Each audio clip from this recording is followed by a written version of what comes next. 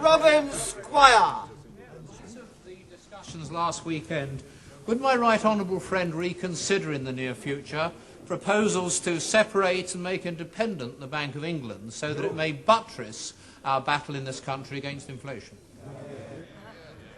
Mr. Speaker, mostly when banks are called independent, they are usually answerable either to Parliament, as in the United States, where Mr. Greenspan is answerable to Congress, or they have a number of politicians on their board. I do not believe at the moment the structure that we have in this country would be served well by what my honourable friend is proposing. I think it is far better to increase the amount of democracy rather than to go ahead and reduce it, which I believe would be wrong at this time. Sir James Lamond.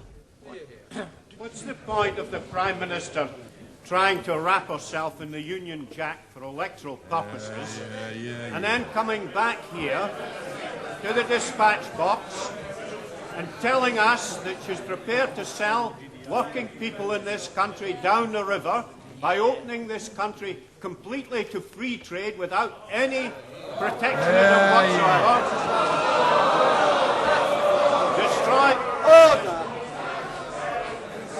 Destroy the multi-fibre arrangement, give the emerging democracies in Europe £1,000 million loan to produce goods on wages of £80 a month to flood into this country, textiles in particular, and enjoy and destroy hundreds of thousands of jobs here.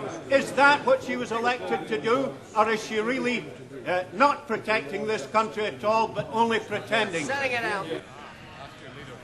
Well, perhaps the honourable member heard some of the comments behind me that better wrap yourself in the Union Jack than the red flag.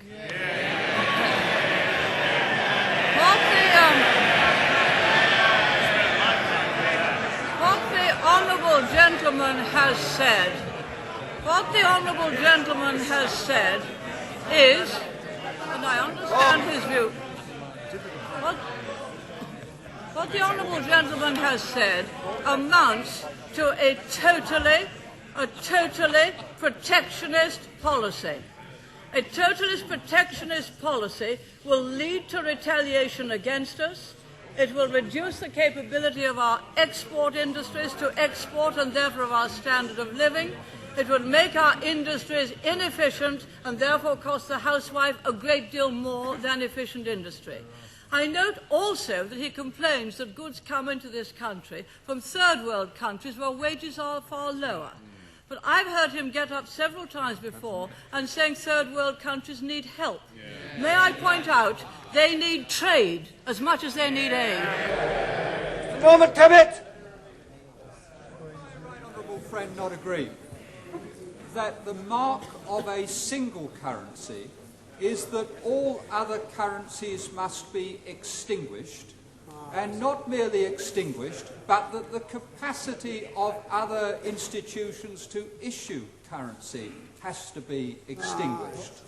And that, in the case of the United Kingdom, would involve this Parliament binding its successors in a way which we have hitherto regarded as unconstitutional. I'm grateful to my right honourable friend. This government has no intention of abolishing the pound sterling. If the hard echo evolved into much, much greater use, that would be a decision for future parliaments and future generations. It would be a decision which could only be taken once, and a decision which should not be approached in this atmosphere, but only after the greatest possible consideration. I believe both Parliament and sterling have served our country and the rest of the world very well. I believe we are more stable and more influential with it. I believe it is an expression of sovereignty. This government believes in the pound sterling. James Molyneux. Does the Prime Minister recall that in the Europe of 1940, Britain was in a minority of one? Does she further agree that 50 years on, the basic issue is still the same, namely undiluted parliamentary democracy, not imposed diktat? I totally agree with the right honourable gentleman. There are some things in the community for which there was majority voting when we went in, and we accepted that. There have been more things for the specific objective only of achieving the single European Act. There is an attempt now to get far more passed by majority voting. That means that we would have laws imposed upon us, even though this House, more laws, was flatly against them. We expect our people to obey the law, mainly because it has gone through all the legislative processes in this House, and we should be very slow before we add to any majority competence on the part of the community. Steve Norris. Would my right honourable friend accept that there's very wide support in my constituency for the stand that she took on the IGC on economic and monetary union? And would she further accept that that support is not based on the niceties of international economics, but on the clear and firm belief that those who dictate fiscal policy for the United Kingdom should be fully and directly answerable to the electors of the United Kingdom? I totally agree with my honourable friend. What the Delors report is proposing is that they should be answerable to no one. It is very ironic indeed that at a time when Eastern Europe is striving for greater democracy, the Commission should be striving to extinguish democracy and put more and more power into their own hands or into the hands of non-elected bodies. Joyce Quinn.